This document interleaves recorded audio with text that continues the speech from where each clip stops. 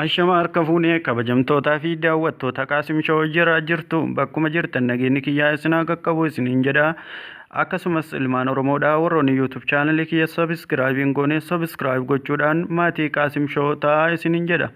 Warroonni commenti like jettanii afaan Oromootiin illee lakkoofsa jettanii barreessitan jechoota gaggabaaboo waaw fa jettanii barreessitan irraa of qusadhaa. Subscribe commenti namarraa mura kana ufii kiyyaa har'a keessa seeneetiin barreeffama namni na barreessee fi subscribe wanta narraa mure studio keessa seeneetiin argeetiin jira.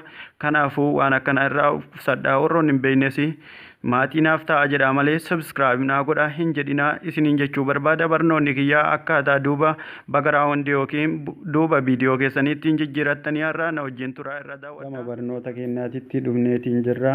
Aappiin background jijjiiru kamii jettanii gaafachuun keessan hin oolu. Aappiin background jijjiiru aappii makana aappii isa kana kan maastariidha keessa seeneetiin jira. Akkasuma na wajjin tura akkaataa background ittiin jijjiiran isin garsiisa. Bakkee da'uu tana irratti dhukaafna. Amma irratti dhukaaseetiin jira filadhee keessa. Okay.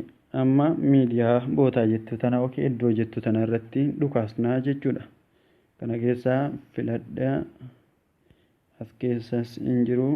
As filadhaa jechuudha naa bayeetiin jira. Okay, background filadhee jira. Amma wanti isinii dhaamuuf barbaadu background kana new background jettanii YouTube yookiin Google keessaa gabbuufattanii jettanii achi keessaa argattanii jechuu barbaada. Background isin gabbuufattan gisee isin waraabdan viidiyoo keessanii wal fakkaatu yookiin iddoo viidiyoo isinitti waraabdan sanii yoo wal fakkaate hedduu isinii midhaagee isinii bareede isinii qulqulluu ta'ee hojjetama jechuu barbaadeeti. Ani garuu qulqullina moobaayila kiyyaatii fi xiqqoo rakkina moobaayila kiyyaa waan taateef sirriitti qulqullaa'ee hin jedhu viidiyoon kiyyaa na offolchaa isiniin jechuu barbaada. Gama akkaataa irratti godhatanii isin garsiisaa na wajjin tura. Laayer bootaa jedhamtu tana irratti dhoofne miidiyaa irratti dhukaasna. Okay. Akkanatti bayeetiin jira. Amma viidiyoo Jawaar Mohammadii gaafa Minnesotaatti haasawa godheetiin kanaaf fideetiin irra godhadha. Okay. Akkanatti naa dhufeetiin jira. Akkuma dheengadda isiniin jedhee bootaa sana irratti dhukaasne. Okay. Amma haala kanaanii backgroundiin keenya jijjiirameera salphamatti jijjiirama. Maaliif jennaanii viidiyoo kanaafi backgroundiin kuni hedduu waan wal fudhatee fi salphama jijjiiramuu danda'a. Keessanis yoo uffannaan keessan yookiin iddoon isin waraabdanii backgroundiin kun wal fakkaate salphamatti wal isiniif simuu danda'a jechuu barbaadeetiin. Kanaafuu warroonni isinitti tole share comment like gochuudhaan na jajjabeessaa. Haala kamiidhaan akka kunoo irratti dhukaasee isin ilaalaa viidiyoo kana daawwadha. Malee kan korojohan kaalagaa ergan kaalagaa sheelleqatu hin filatamu jechuudha.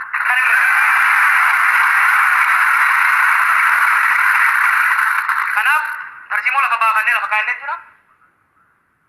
Itti qophaa'aa turre yeroo gabaabaa keessatti gara kanatti kan seennu ta'a. Yaada keessan deeggarsa keessan bifa adda addaatiin nuuf dhiyeessa. Yeroo murteessaa keessa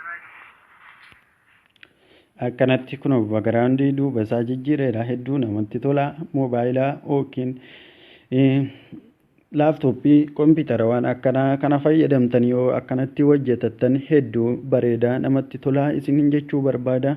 Namoonni hedduu viidiyoo keessan daawwataa waan hedduu nama midhaagu yookiin qalbii nama hawwatu taateen viidiyoo qulqulluu yoo isin gallakkiftan yookiin gadhiiftan battaluma sanitti namoonni hedduun isin daawwachuu danda'a.